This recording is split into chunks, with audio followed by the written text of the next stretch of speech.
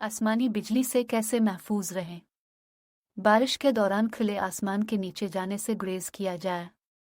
तूफान की सूरत में करीबी इमारत में जाने या बैठने को तरजीह दी जाए। तूफान के दौरान छतरी या मोबाइल फ़ोन इस्तेमाल ना करें। दरख्त, बाड़, खंभों से दूर ऐसी जगह तलाश की जाए जो थोड़ी निचली हो। तूफान के कम अज़ कम 30 मिनट तक बाहर निकलने से गुरेज किया जाए।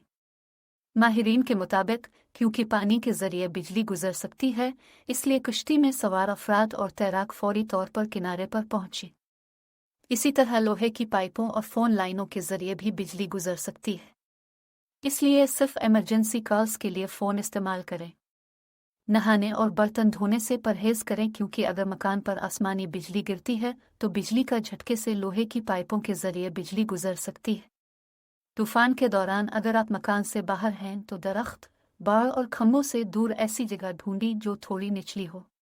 अगर तूफान की पेशीन गोई की गई है तो खुले आसमान तले जाने से गुरेज करें और ख़ास तौर पर गोल्फ या मछली के शिकार के लिए न जाएं। अगर तूफान आ रहा है तो किसी इमारत में चले जाएं या गाड़ी में बैठ जाएं और शीशे चुरा लें। तूफान की सूरत में लकड़ी के बने कमरे, अकेला खड़ा दरख्त और बगैर छत की गाड़ियां आपको महफूज नहीं रख सकते। अगर बिजली की चमक देखने और बादलों की गरज की आवाज़ में 30 सेकंड से कम का वक्फा है तो ये खतरे की अलामत है। अगर आपको झुंझुनाहट महसूस हो और आपके बाल खड़े हो जाएं तो इसका मतलब है कि आसमानी बिजली गिरने लगी है। ऐसी सूरत में अपना सर घुटनों के दरमियान रखिए।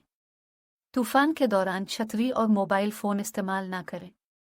अगर किसी पर आसमानी बिजली गिरे तो फौरी तौर एम्बुलेंस को फ़ोन करें क्योंकि इस शख्स को फौरी तिब्बी इमदाद की ज़रूरत होगी। इस शख्स को आप हाथ लगा सकते हैं।